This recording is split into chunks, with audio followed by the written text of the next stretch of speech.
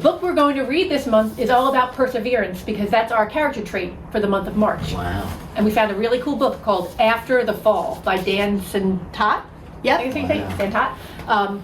It's, again, a really interesting book, and everyone already knows the story because it's the story of Humpty Dumpty. But more importantly, let's find out the lesson it's trying to teach us. I know we all fall, and sometimes we have really hard things that we have to overcome. Yeah. So, this is a really important lesson because it's not if you win or lose, it's how many times you keep trying. So. I hope that while we're explaining that they're kind of making predictions about what this book could be about. Exactly. What do you think this book could be about? Yeah. I mean, we know Humpty Dumpty, he sat on the wall, and then he had a great fall. So, how could he have persevered? Yeah, once he's all fallen and broken, let's see.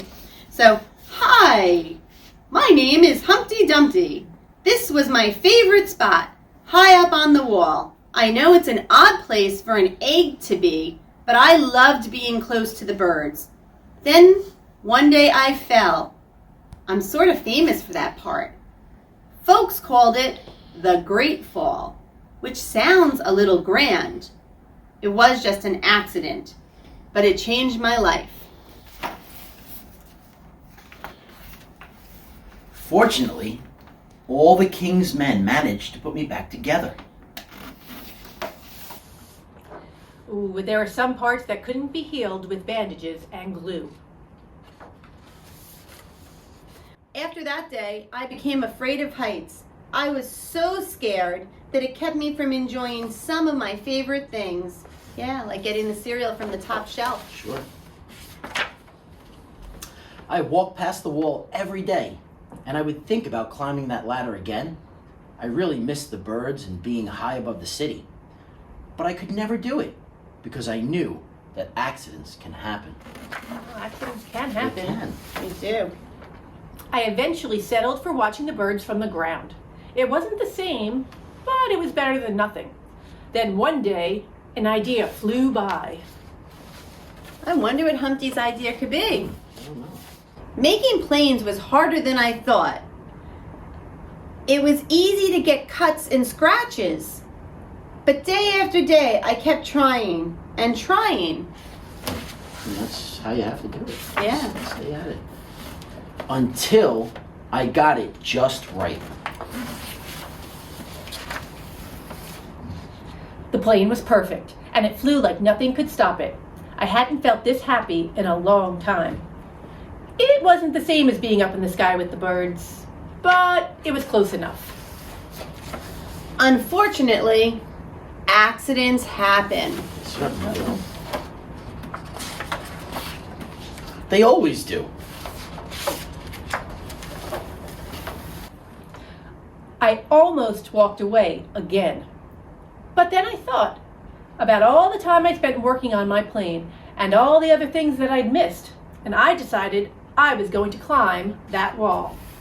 But the higher I got, the more nervous I felt. I didn't want to admit it. I was terrified. That happens a lot when you're trying something new, especially after you had a bad experience. A lot of people are afraid of heights. Yeah. I didn't look up. I didn't look down. It just kept climbing, one step at a time. Little chunk, little by little. Absolutely. Until I was no longer afraid. Maybe now you won't think of me as that egg who was famous for falling. Hopefully, you'll remember me as the egg who got back up. Wow. And he got back up. He persevered. He did. Yeah. And learned how to fly. Oh, wow. So, that's the thing, I think, and I'm going to just read the cover to you because I think this kind of sums up the whole story. Life begins when you get back up. So we're always going to fall. We're always going to make mistakes. We're always going to try things that, maybe we can't do right away. But if you don't keep trying, you're never going to know. And you're going to miss out on so many opportunities that you will look back and feel bad, and that's what regret is. Feel bad that you missed out on those opportunities because you didn't try. And most great successes come from failure. Yes, most great successes. It's okay to fail. Yeah, they come from mistakes. As long as you continue. Right, exactly. And actually, somebody that I know once told us that the greatest learning comes from the big mistakes. If we make a little mistake, then you have a little bit of learning. But when you make those really big mistakes, then you really learn and you don't make those mistakes again. So if you keep trying and you get back up, and that's what makes you a success. And this month, we want to know what kind of things you had to really work hard at to be successful. And we challenge you to come up with those things to share with us. And we have some responses from Hey Little Ant, which was one of my favorites. So, Ms. Dr. Polly, you want to share some of them? Yes, last month we challenged you with coming up with a new ending, and you not only had to tell it from the point of view of the characters, it had to have rhyming words and the theme of empathy within each group. So here's some responses from Boyle. They worked in teams and collaborated. I'm going to share 3. These are some really good endings. Ending to Hey Little Ant. I think the kid should set the ant free. He has a job, a home, and a life, doesn't he? He may steal food from picnics too, but the ant and his family need food to live, just like you. What if this little ant was you? What would you want the kid to do? So please raise your shoe, for this little ant is coming through. And that was by... That was really good. Yeah, that was by Gazelle, Olivia, Julian, and Matthew in Mrs. Foster's 5th grade class. Great job, guys. That's great. Yeah. So here's another one, and this is from Maya, Adrian, Marissa, William, and they are in Miss Foster's class as well. Hey, little ant, I'll put you in an ant farm. I promise you can trust me.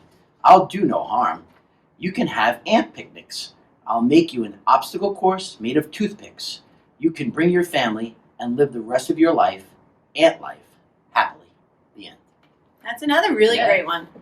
Mine is from Isabella Daniela's, another Isabella M, so 2 Isabella M's, and Ryan, and they're both in Mr. Sylvain's class, and they said, I think I have realized my mistake. Stepping on the ant is not a path to take. I know that ants are living things too. He doesn't deserve to be squished by my shoe. I now know I am choosing the wrong decision. If I let the ant go, he will be thankful. I can see it in my vision. I've decided to let the little ant go. He has an important job to make his family grow. Treat others the way you want to be treated. Have empathy. That's beautiful. Yeah, amazing. It's so good. And they rhymed. That's Yes, really extra challenging. They followed the pattern of the book. Yeah. And there are so many more. We're going to hang them up at District. If you're ever up here, you can come up and see. Also from Terryville, Miss Yildrim's library classes created some videos, and some pictures. So we're going to put a couple of those on. And like I said, if you get a chance, come on up to district office and see all of the responses. And if you didn't get a chance yet to do a response and you want to email one of us privately, you can do that as well. And we hope you enjoyed this month's book. Keep going forward, everyone. Exactly. Don't give up.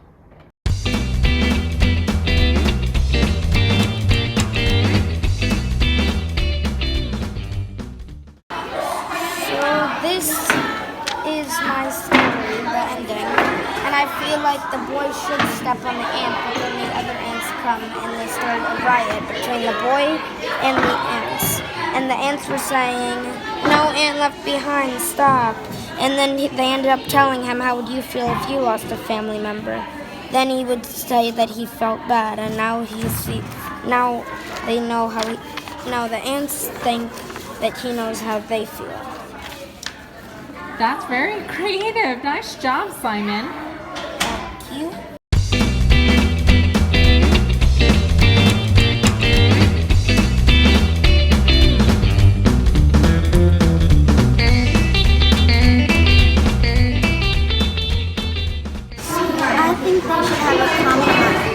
I think they should have a compromise on how he does not squish them and the ants ask for food at the picnics. So they share and they think about each other. So like they don't steal and he doesn't squish him. What happens in your story there? So his friends are telling him to do it. And he listens to the ant, and he asks, what is it? He says, let's make a compromise. And then he says, we ask for food. Don't steal it, and don't squish me.